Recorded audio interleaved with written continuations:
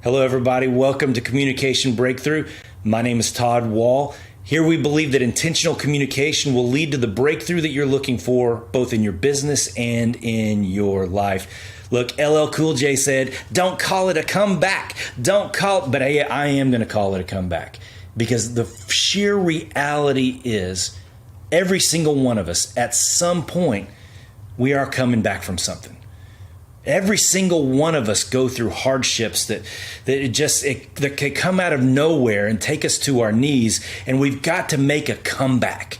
So we need a script for that. We need to hear from some people who have made the comeback and have led other people in that comeback, because we're all in a comeback together. We've all done it. We've all been there, and we all need to do it in the future. Let's do it right now. Let's go.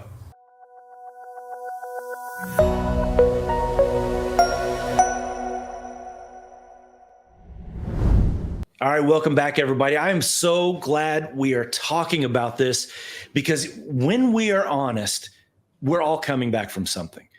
We don't always show it. We put on the big, strong face, the brave face. We put on the fake social media facade. But the reality is, every single one of us are in the comeback from something. Sometimes it's in small durations. Sometimes it takes a while. Sometimes, boy, that digging out process really takes a lot of effort. But I'm glad we're talking about this. I'm glad we're walking through this together. Let's be real a little bit. Let's walk through the intentional communication of really breaking down how do we get through and mount a good comeback, because in all honesty, you don't deserve to be in the ditch. You don't deserve to be stuck, or that feeling of stuck, or that feeling of shame or guilt, or that whatever you feel like may be holding you back. You're too good for that. We need to overcome it. So let's do the best we possibly can together. And with my first guest here, Christine Marie. Christine, how are you doing today? I am doing so well. Wow, that intro was beautiful. And I'm so excited to honestly do the work here with you right now, because in order to have that comeback, you have to do the work. So I'm excited. You do. It's all about the deep work. And you're the owner of the founding, the Knowing Agency. And you incorporate this deep dive even into your marketing agency. And you speak on a lot of stages, really revolving around this overall comeback, and you speak about it a lot on your social media as well. So I really wanted to have you here to really share, and because we're all going through it, we just don't want to admit it. Right. And so talk to me, where do we start with mounting a great comeback? Well, I love that. And I really, truly believe that if you are not there now, you will be there. So it's a little bit of like, oh my gosh, is that going to be me? And you know what I have to tell you? I hope so, because that is the only way you can become the phoenix, because the phoenix rises. Therefore, in and of itself, the phoenix must be at this lower position, and they must fall in order to then rise. And so my experience and my journey of having a comeback, right? That means you've been set back. And so in 20 years old, I got married. I was a blooming 20-year-old blushing bride. And I had no concept surrounding hardship at that time. My life had been very pretty and easy. I grew up in a wonderful family. My mom, actually, I just wrote a Mother's Day post for her and was just writing about how the gift that she gave me was love. And I know so many people can't say that. And so at 20 years old, I got married. I was very naive and just happy and loving and just blooming with life. And it was a hard marriage, Primarily due to the fact that my brother-in-law was killed a year after we were married. And so my sister had a 3-week-old baby, and she and her baby came in and lived with my husband and me. And it was devastating. It was just a really painful couple of years, grieving that loss, taking care of them. And then also there were other family members going through problems with addiction. And so essentially the grieving process and kind of that setback that afforded me, I didn't actually take any time to process because I was so focused on everyone around me. And I think that there's something valiant that rings true for all of us who hear a sentiment like that. Like, oh, wow, how exquisite that someone would just completely lay their life down and sacrifice. But the problem is that then you never have the comeback. You actually never rise up. You actually never rise from the ashes. You exist in the ashes for so long as you do not deal with the pain of the past. And so to that point, it just really begged the question of what would it then look like for me to retroactively go back and heal? I love the picture of that because you're absolutely right. We do just get stuck so much. And then we build these symptoms of really negative patterns of behavior that just maybe just appease our emotions in the moment. So how did you begin the unstuck process so that you did begin to move forward? So what catalyzed that was actually my husband leaving. And that forced me to look into the mirror for the first time. This was a couple of years ago. I was 28 at the time, and that broke me. I think my brother-in-law getting killed, I was so focused on my sister and just I was devastated, but I was focused on her. And then when this happened, I had to either assign blame and look to him and continue to look external, continue to look outward as I had done my entire life, or I could assume personal responsibility and look inward for the first time and choose to heal in order to then move forward. Glennon Doyle said this on her podcast one time. She said, you have to move through the emotion to then get on the other side. If you start feeling it and then stop, you're still stuck in kind of the emotional tunnel. And so what I did was I really dove deep. I got a therapist. Actually, I had 2 at one time, and just did the work. And in terms of doing the work, what I mean by that is I took time to actually be alone with myself without distraction. And that is it's something that we don't afford ourselves the time to do because our phones are so close by, and there's music and podcast and Audible, and there's constant distraction all around us. And so number one is taking the time to be alone. And it can be going for a run, going for a walk. It doesn't mean you sit there and do nothing, but it's giving your brain and your heart and your soul time to feel. That's number one. And I've heard people talk about even just the value of just silence. So do you mean even no music, just allowing the fizz to settle? Yes. And you know what that does is that it gives you space to then notice the present moment. And so I experienced that most viscerally when I was walking my dog a lot during that time right after my husband left, where I just was like in the height of grief. But you know what I noticed the sound of the snow crunching beneath my boots.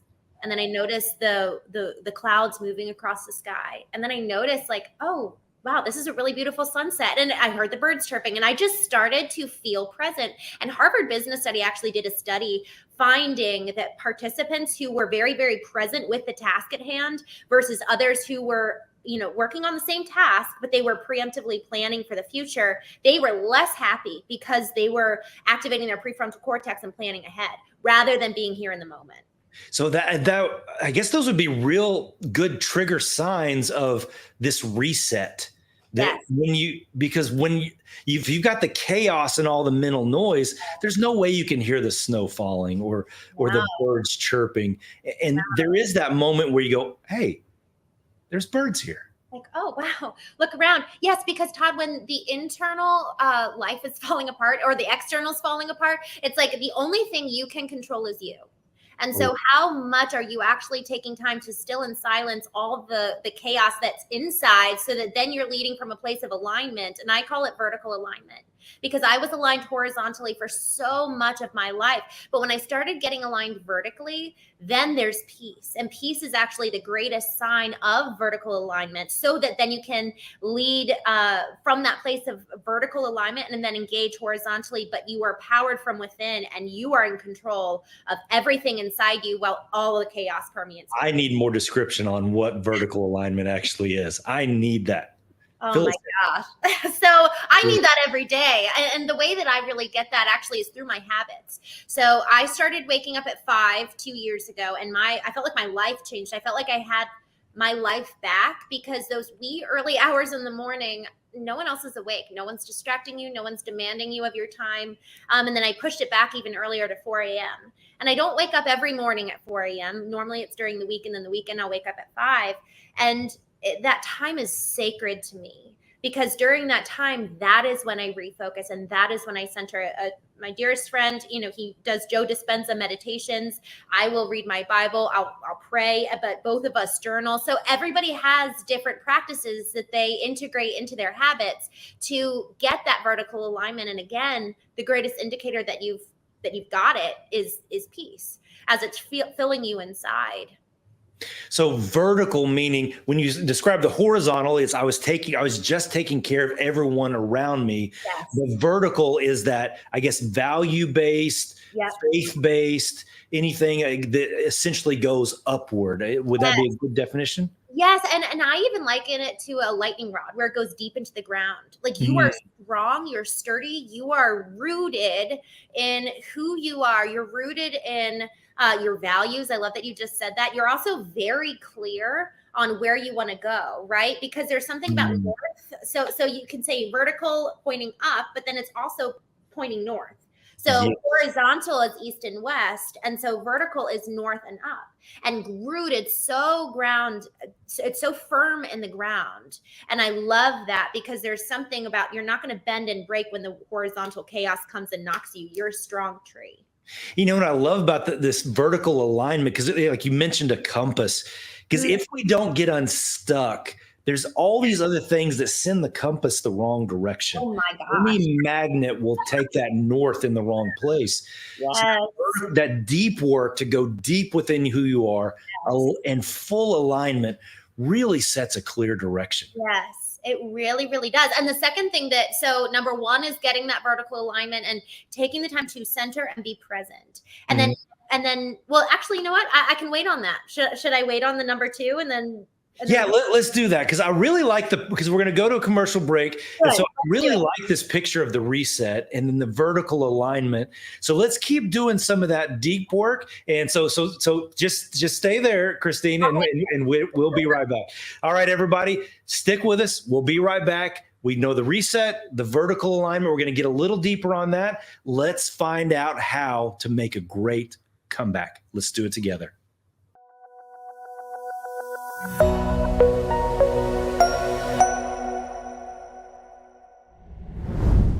All right, welcome back, everybody. Hey, we're all on the comeback trail, but it takes intentional actions to not only get unstuck, but to begin to find that forward momentum again. I'm enjoying this conversation we're having with Christine, that not only it begins with this reset of getting quiet and silent. So you hear these triggers of things like the snow falling. You notice there's birds again, and the fizz in your brain starts to settle down, and you can come back to that place where you can really be who you really are. But then comes that vertical alignment where you get real crystal clear. You go deep on what are your values, what feeds you, what is your faith, what are the things that really drive you forward, your vision forward, and what does it take to really feed you? So let me bring Christine back on. Christine, I'm so loving this conversation. And so it's the reset, vertical alignment. Tell me more. Yes. Yeah. So resetting primarily through habits, right? Because you have to cultivate the practice, and it's kind of like working out, right? You actually have to cultivate the muscles of the soul y'all, I had not been paying attention to myself my entire life. I'd been so fixated on everyone and everything around me to order not only my decisions and my actions, but how I viewed myself. And so this concept of knowing self, and it's working it out. It's getting to know the souls. It's cultivating the habits of journaling, of waking up at a certain time so that you always honor it and there are no excuses. The thing about waking up in the morning is that it completely eliminates every single excuse about why you did not do the very thing which you've promised yourself to do. Absolutely. I mean, and it's a hard thing to do. And I think really one of the things I'm hearing you say, really is the importance of mustering up the courage to go do the hard things. Because the journaling, it's a scary thing. I've got to go think about and write down my feelings. Those are scary things to go and do, depending on the depth of what's triggering the comeback. Right. But, so the recognizing the first decision is I'm ready to do the hard work. Right. I'm ready to put the work in. Yes. Yeah. And I mean, so awakening is that moment of looking in the mirror. And then the decision, yes, I'm willing to confront the person that I see.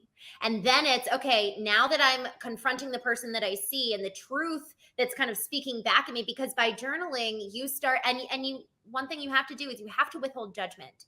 Otherwise, you yourself are going to be the blockade that prevents your soul from coming out. And so that was part of the reason why I never wanted to see myself, was because I was so fixated on being perfect that judgment was crouching right there. And I love, Todd, that you said shame right at the beginning, because shame is so quick to jump in and shame us for what we did wrong.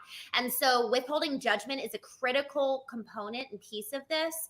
Another one of my favorite tactics is asking why. And it's taking these very small, minute moments where something feels off within me, or I have a certain feeling that frankly doesn't necessarily make logical sense as to a response that the moment might call for.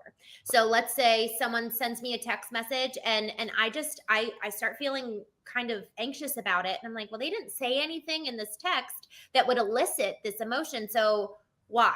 What's the actual root cause? And y'all, this is why it's so important that we do the work to dig deep, to uncover the pain of the past, so that the past no longer controls us today and then frees us up to dream of the future. We can't get to our future self and who we want to be and have that comeback if we're still being held back from the past. So this is why it's incredibly important. Yes, cultivate the habits. Yes, look in the mirror. Yes, ask why, to dig down to the roots, because the thing is, you cannot have real change in your life if you don't pull those roots up. And then the next part is replacing it with something else. You know, I intentionally, when I was mounting my comeback, I intentionally did a lot of weeding in the yard. I intentionally, I love that analogy. I loved going out and getting my hands dirty in the yard and actually pulling out weeds. And I even create a bare spot. And I was like, that felt good. Yes. That felt really good. I like the why question, because it's almost like you're getting your boundaries again and you're figuring out what's real and what's not. Because there's a lot of false negative dialogue in any comeback, because that's what's pushing you back into the shadows. Absolutely. So you're saying this why question, or asking, and really, I guess it's the process of questioning your motives, questioning your interpretations, I guess. Yes. Yes. So the way that I love that you said what's real, because so much of us, if we haven't ever, so I think that there's two different kind of groups. Let's say there's two groups, and we're just gonna be black and white here for a second, and then we'll erase it and bring in all the color. So you've got group one that has zero sense of self, and then group two, which is completely consumed by self. Well, and then what either party is missing is either one, group A, I'm missing my experience in the whole picture of reality and what is. And then group B, they're missing the other person's experience in the picture of what is. So the way that I think about reality, it's here's your experience, my experience, and then the objective, what happened. And you can't know the full picture of reality unless you check in with all three places. And so that is why the question of why is so critical, not only for you, but also sitting with the other person. Asking why and doing the work to know yourself then allows you to sit with the other person and their experience you're confident in your own, and their experience is not going to come in and gaslight you from yours, you can still hold strong and say, yes, this was my experience. I felt pain for these reasons because I've done my work. But then you can also sit in their experience and be like, wow, I understand why you feel pain because of your past. Okay, how are we going to move forward together? Especially if you're not only in a romantic relationship, but in a business partnership, y'all, because we are never segmented from our personal and professional lives. So it's incredibly important that we understand how to do this work for the purpose of communication and having those breakthrough moments. You know, let me give you a curveball really quick. I heard one person give the path to this comeback was eliminating competition from the equation. So it's all about what is my picture of my journey, my greatness, the outcome that I'm looking for. And it's like removing social media. It's the removing the inferiority complex and the superiority complex so that it's just you thriving. What do you think about that picture of removing competition? Because sometimes that's the thing that pulls us back as well. Yeah, I completely agree. I actually read earlier this year Patrick Bet-David's Choose Your Enemies Wisely. I loved it. And it's essentially that concept of choose who your competition is and go out and beat them. And I loved it because I'm rather docile when it comes to other people. And I'm like, go you. And I just cheer everyone on. But I actually really loved it. And I think, to be frank with you, I think it's a personality thing. And I think that that's where it's important that you know what you need to motivate you. And so for me, I actually am very self-motivated, which is a blessing. And so then maybe it begs the question of who's on your bench to maybe help you understand yourself better, to then be able to help you decide you really do actually need good competition to keep pushing you forward, or you know what, you've got it. You need to actually eliminate the distraction. And so that's where my therapists have come into play. I got you. So it really depends on the personality profile. Okay. So that's my curveball, the Phoenix Rising. Let's go back to that. Tell me more. Yeah. So in knowing yourself, in removing the pain of the past, you then are free.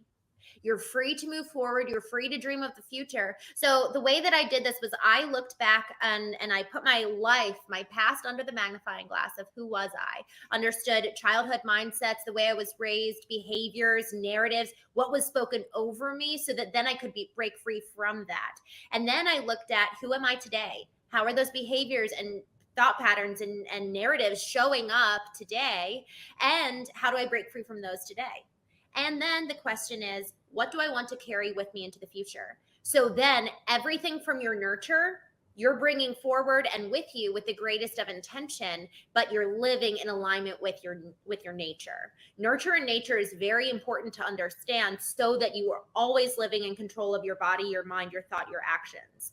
And words, you know, what we meditate on is who we will become. And so then once we're free from the past, we understand who we are in the present, then we can dream for the future and have our ideal guide us forward based on our values of today. And then that is what we manifest, and that's what we have as our powering our comeback. We're moving forward with the greatest intention. Do you craft a vision statement? How do you get real clarity so that you know you're aiming at the target you intend? Yes. Is it go into the vertical alignment? How do you get that clarity to move forward? I love that question. So my therapist, he told me, he was like, apart from having a very clear target, you're literally just going to end up repeating history. So actually, when my husband and I both got married, we said we didn't want to be like our parents' marriage. But what we did was, because we didn't have a clear target that we set, we ended up being just like our parents because we didn't say, oh, but this is what we want. So we ended up making a loop rather than going to the finish line in a straight linear fashion. And so the way that I did that was it was kind of linear the way that I moved through it. I said, okay, here are the mindsets that I had as a kid. And I'll give you an example. So one was the mindset was I need to be perfect. And then how that shows up today is inauthentic. And then who I want to be is I actually really want to be authentic and vulnerable. And so now I have a new value system, but I had to do the work to trace back. Okay, I know that the narrative that I had over me that I assumed and took on was this perfection complex. But it was only in identifying the perfection complex that I could then identify, oh, I really actually want to be an authentic person. And then what does that tangibly look like? What's the practical action items associated with living authentically? But I had to know the before and after, right? You have to know what the transformation is. But getting clear and intentional choice of this is who I want to be moving Yes. forward. Yes. Christine, thank you so much. I mean, just this encouragement to go deep, push the reset button, find the vertical values, and just find that clear vision to step forward. Thank you so much for this encouragement, and I can't wait. Anytime we have you on the show, I absolutely enjoy it. Thank you, Todd. Well, thank you for having me. This has been such a pleasure. Absolutely. All right, everybody, stick with us. We got Amy Singleton right after this, still on this quest. How do we make a great comeback? Stick with us.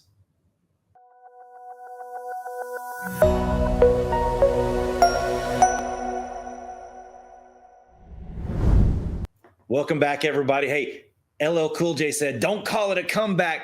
But the reality is, man, every single one of us have that feeling at some point in our lives that we're making a comeback because the forces have fought against us. They've knocked us to our knees, and we have to make a comeback. We have to get going. We have to pull up our bootstraps. We have to do whatever it takes to get to that next level, to get to that new place. So there are intentional actions that create a great comeback. And my guest today, Amy Singleton, is no stranger to a comeback. And she's the host of the Queen's Lead podcast. Let me bring her on now. Amy, how are you doing? Hi, Todd. I'm fabulous. Thank you for having me. Thank you for being on the show and sharing your story with us, because everyone has a comeback at some point in their life, and it's the vulnerability that helps us get through that. It's those little windows of I think I can. And so, Amy, you've had a comeback. You're at a great place in your business and your podcast now, but it wasn't always that way. Tell us a little bit of that story. Ooh, Todd, most people would never believe that about 8 years ago, I was extremely depressed, lying on my couch with a handful of pills ready to die. I truly was. In my former life, I was a registered nurse. I did open heart surgeries for over a decade. And there was a time in my life between about 2010 and 2013 that a lot of things happened. And those included things like a divorce from my first husband, who actually turned out to be gay, which is a total shock. We had 2 children together. That came in the way of cancer, that came in the way of a broken, fractured back. And that came in the way of an addiction to alcohol after getting off all of the pain pills for my back. And so I had truly, truly spiraled down, completely lost my identity that was tied to my first husband because we'd known each other since we were 12 years old. Then my identity had been tied to my nursing career. And that all went away because of my health. That during that time period, I was also diagnosed with lupus and rheumatoid arthritis and a host of other autoimmune diseases. So every reason in the world to be super depressed. I was very sick. At one point, I was in a wheelchair and having to live back with my parents. So the climb back out of that hole was it was a very desperate and very lonely place. So first I'll say how to not come back is to disconnect yourself from everyone and to quit caring for yourself. Those things are definitely not ways to have a comeback, but I'll tell you what started the comeback. I had truly distanced myself from everyone in my family, my friend group. I wasn't speaking to anyone. In fact, my children had gone back to stay with their dad for a couple of months because I truly wasn't taking care of myself. I was just too depressed. And I had started to reach out and what I call vague book. I was vague booking. I was just making a little post here and there, kind of reaching out for help, truly is what I was doing, Todd. I was like, please see me. Someone see me. I'm hurting. And it was a mutual friend of mine and my ex-husband. It's just kind of an acquaintance. I'd been to, a few things with him with mutual friends. And he came to my house one day, knocked on my door and made me get up and go out of my home. And I can't tell you how long it had been since I'd even left my house. He took me to lunch and he looked at me dead in the face. He drugged me out of my house and he said, Amy, you are better than this. The things that have happened to you really stink and that sucks and it's awful, but you are such a beautiful soul. You deserve more in this life than that. And so it was that moment that someone else saw something in me that made me start taking tiny steps forward. Those steps we're talking about. I started taking little bitty steps after that moment. And so to anybody out there that maybe isn't needing to have a comeback, maybe there's somebody in your life that is suffering that needs a comeback right now. And maybe you're that person in their life that's going to reach out and tell them that they're better than this and that they deserve something better and that they're made for more. So that first step of starting the comeback is the intentional movement of, I can't stay here. I can't stay in this point. I'm worth more than this. And even the intentional movement of helping other people do that. I think that's a powerful call to action, that if you recognize someone else is in that place, go knocking on the door. Let's go to lunch. Yeah, that's it. Okay. Truly. It made a huge difference. So the first step is an intentional movement to not stay here. What's the next step? For me, Todd, those next steps, and, I know we're talking to a very broad audience. So I'm first going to speak to the people that are the most desperate. If you're the person that's laying on your couch, you think you're not worth it. You think your kids are better off without you. You don't know why you're here. You don't know why you're doing this anymore. Things feel so heavy. Those first steps for me were out to my mailbox to get the mail and get a tiny 30 seconds of sunshine. They were to the kitchen to feed me. I wasn't eating. They were to the bathroom to take a bath and brush my hair and do those tiny self-care steps. If you have a sink full of dishes that feel overwhelming, put them all in the dishwasher and run that thing 6 times, or wash 2 dishes a day for 2 weeks until they get done, and then start using paper plates. No depressed person will save the rainforest. So don't feel bad about using paper things. Don't feel bad about doing the things you need to do to get yourself over that hump. But once you're over that hump, those intentional actions for me were therapy, and connection with people, truly, and then self-care. So movement for me is life. When I still sometimes the clouds of anxiety and depression will come over me, despite all of the success that I've had or the people and the joy that people see in my life, it sometimes still starts to cloud over me. So doing those self-care items like moving, getting sunshine, exercising, feeding yourself healthy foods. Those are the types of steps. And then connecting with other people, whether that be your inner circle people, your family, friends. Sometimes family and friends aren't the most supportive when you're in a really dark place. So, or even when you're in a place of movement and growth, right? A lot of business owners, especially entrepreneurs, we are not well understood by our friends and family. So a mastermind group. I told a story earlier about how I found true connection and purpose in a mastermind group with another individual that was on the same path as me. So whether that be a therapist, a coach, a mastermind group, movement and connection with people are the 2 biggest intentional steps toward success and a comeback that I could give. Okay, those are fantastic steps, especially for getting out of the hole and getting where you've got some sunshine on your face and you feel the warmth of this new direction and new life. But you actually changed directions in a number of ways. How did you pull out the compass and go, okay, I need to go this way? Because movement and connecting with people, that established your kind of emotional self. But now, how'd you pull out the compass? What did that compass look like, and how'd you find direction? Well, in my personal life, that direction came through a coach, a mentor. Shout out to Jose Bolaños. He was my mindset coach, and did a lot of intentional work with him on identifying my purpose. A lot of breath work. We started doing ice baths and all kinds of crazy, wild things that you see on the internet, but finding my true purpose. And that purpose, the way that Jose would put it to people is that we have all of these finite projects in our life, right? And then we have an infinite purpose that is the overarching story of our lives. And so, especially mothers, many of us feel like our children are our purpose. I have news for you. My 20-year-old moved out on Monday on my 6-year anniversary of my sobriety date, and he doesn't need me. He hasn't called all week. He texted me once, but he can't be my infinite purpose, right? Nursing, my first husband, I thought all of these things, as I said before, my identity was tied to my ex-husband. It was tied to my nursing career. And those things were finite projects. I wasn't meant to stay there forever. And so identifying that purpose that you can serve no matter where you are. The joke among my friends is that Amy can serve her purpose even in prison, because I might be voted most likely to go to jail. You never know. I can get a little scrappy. I'm from Oklahoma, so you just can't tell with me. But no matter where you are, that infinite purpose can be served. Once your children move on, divorces happen, deaths happen, businesses come and go, people come and go, but you are the only one that's always going to be with you. So my infinite purpose is to bring hope and purpose to other people who have failed or experienced failure of others. And that's how I started on the journey of finding that, was with him. So you worked with someone and they helped you find that infinite purpose, that thing that's larger than the job, larger than the relationship. Yeah. And so was there anything else specific within that process? You're like, oh, this was the aha moment that really unlocked me finding the infinite purpose.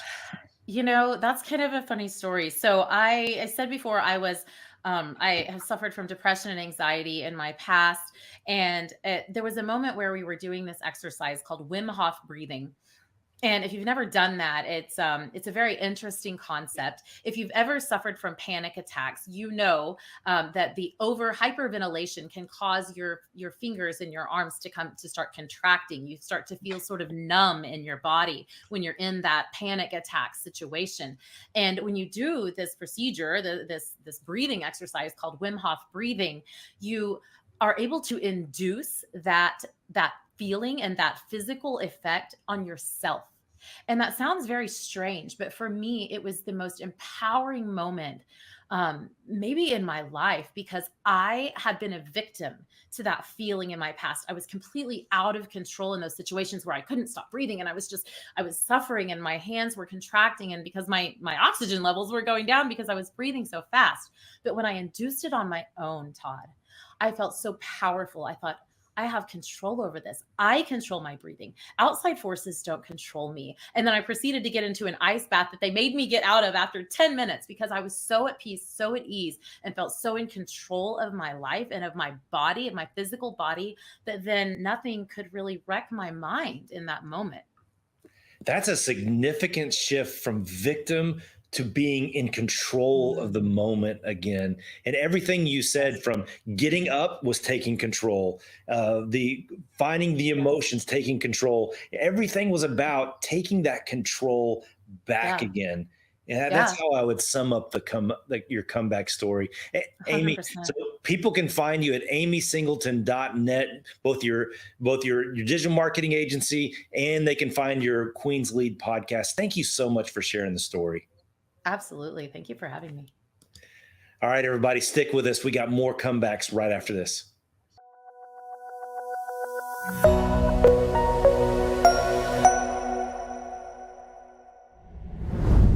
All right, everybody, welcome back. Look, everybody loves a good comeback story because we have all experienced it. We've all experienced that feeling of a hardship, of a difficult life situation, a difficult job situation. We are all in the middle of a comeback story. And so I want to have one of my experts, Eli Delaney, and we're going to talk through the process of what does it mean to generate a comeback story. Eli, how are you doing today? I'm doing good, my friends. Good to be here.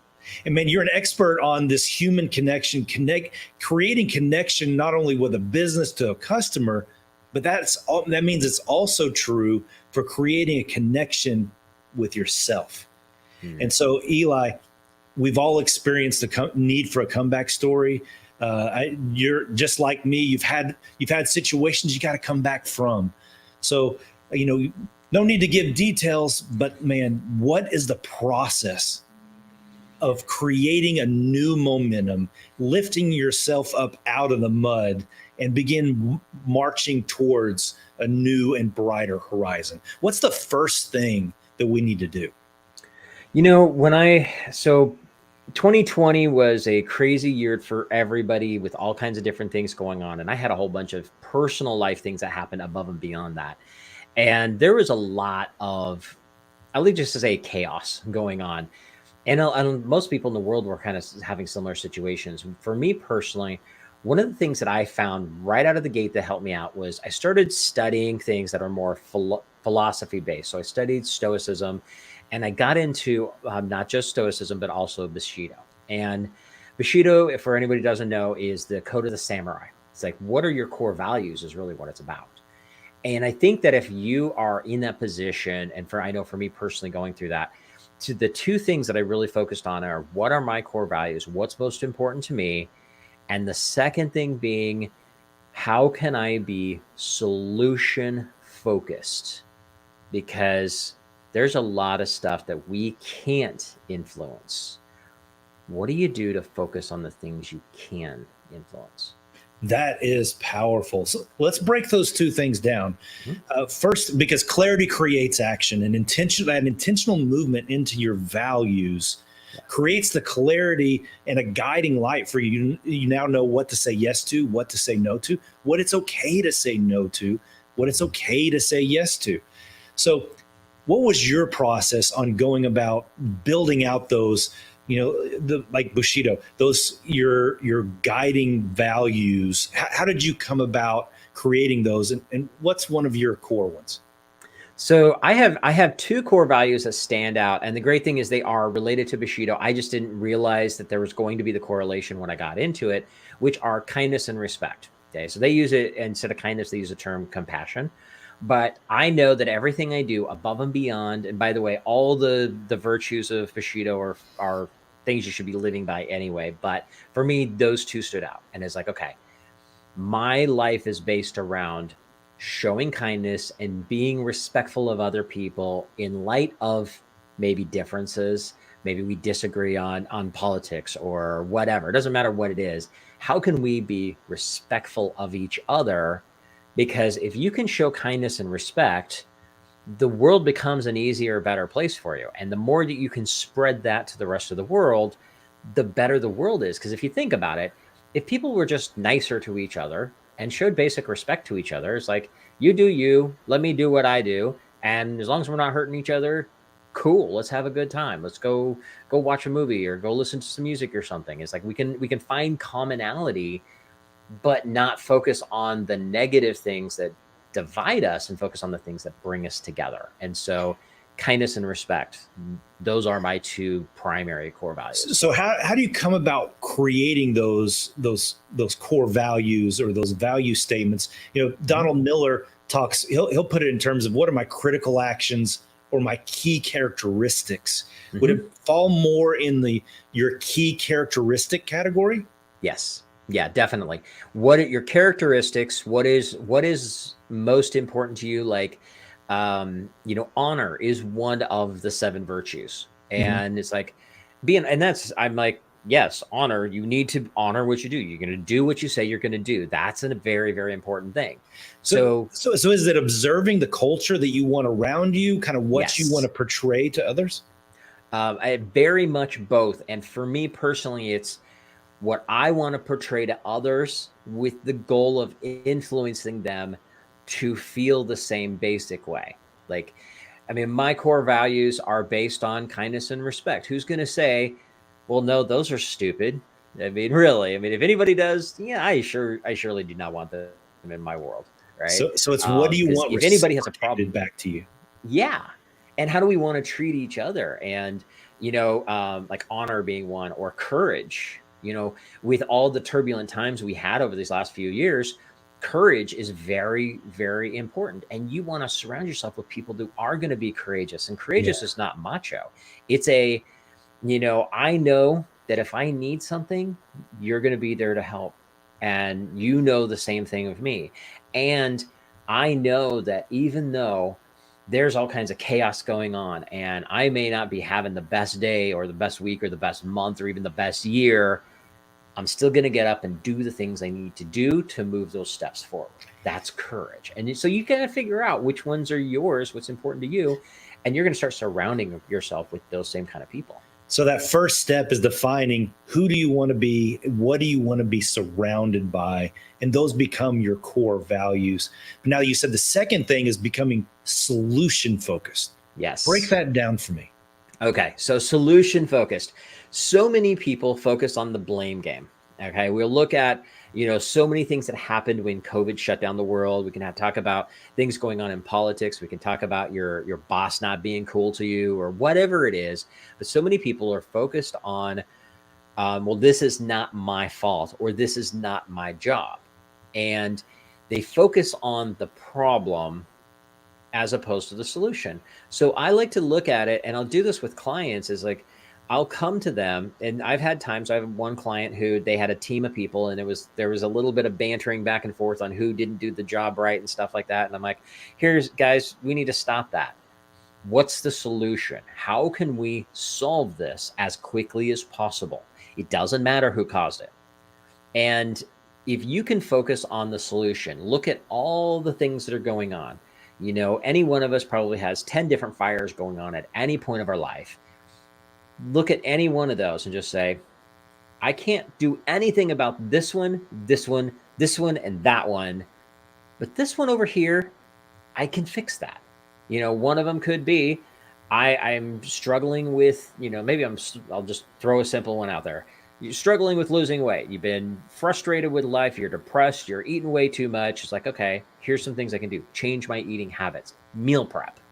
It's not difficult. It's not expensive, but it's something that if you'll spend an hour or two doing, that will help solve the problem. Would you say, so it's looking for even some quick and easy wins? What's a bite size that I can begin momentum with? Mm-hmm. I've even heard people talk about, hey, start with making your bed.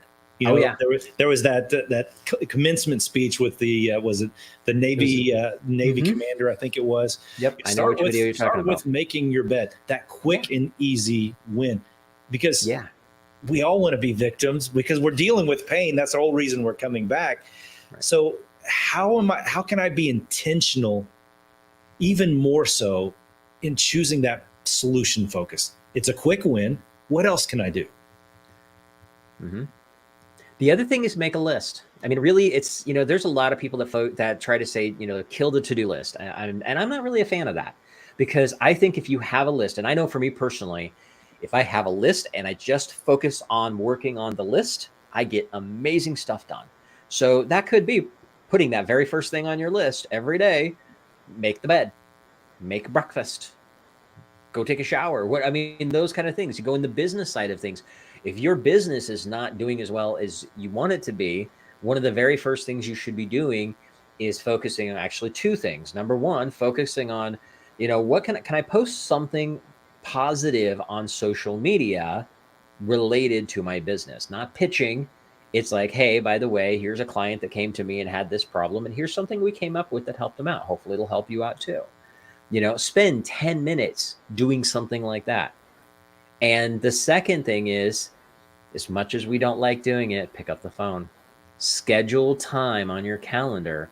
Pick up the phone, call your prospects, and reach out. My favorite one, I actually did this with several people this week. I called the phone and was like, hey, I sent you a few messages. I've tried you on Facebook, tried you on LinkedIn. I sent you a text message. I haven't heard from you. Are you still alive? I'm afraid. I just wanted to call you and hear your voice, make sure you weren't dead. And it's funny because every one of them loved it. They were appreciative. They're like, you know what? Thank you so much. I'm like, and it's like, yes, I'm calling you because I want you to actually move forward on the project we talked about. But reality is, I was afraid something happened to you because I haven't heard from you anywhere. And there's something critical we have to believe in that. If we come from that injured place, we're going to believe that people just don't like us or that they're out to get us, just like that last person was. But we really need to believe that people are good. And that maybe it's just believing that they're busy and just need to be reminded. Yeah. So that intentional belief can create that intentional action in return as well. Right. And the more you do it, the cool thing is that, especially when you talk to so many people hate talking on the phone. I definitely do. pick up the phone and call, and come from a place of, hey, I'm not calling to see if you're going to sign the contract this week. It's from, hey, I haven't heard from you. I've tried reaching out a couple of times. What's going on? Are you still alive? Let me know. I'm afraid something's gone wrong with you. And they will actually appreciate it. I actually have one guy who's like, thank you so much for calling. I'm so sorry I've dropped the ball. I have been swamped, but I really do appreciate you calling me and checking in on me, because I was genuine. I actually was a little worried because I hadn't heard anything from him at all. And so you're not coming from a place to pitch him anything, coming from a place of, hey, I care about you. Are you okay? So being practical with your values and identifying and getting clear there, then creating that list so you have small, little practical steps, both in your personal life and in your business life, to create that authentic connection. 100%. Eli, this is extremely practical. Thank you so much. People can connect with you on connectwitheli.com. That's Eli with a Y. So thank you so much for your time. Anybody who works with you will be greatly benefited. Thanks, buddy. Thank you, my friend. All right, everybody, stick with us after the commercial break. Let's stay on the comeback trail. Let's get past the hurdle and get on to that happily ever after. This has been a Now Media Networks feature presentation. All rights reserved.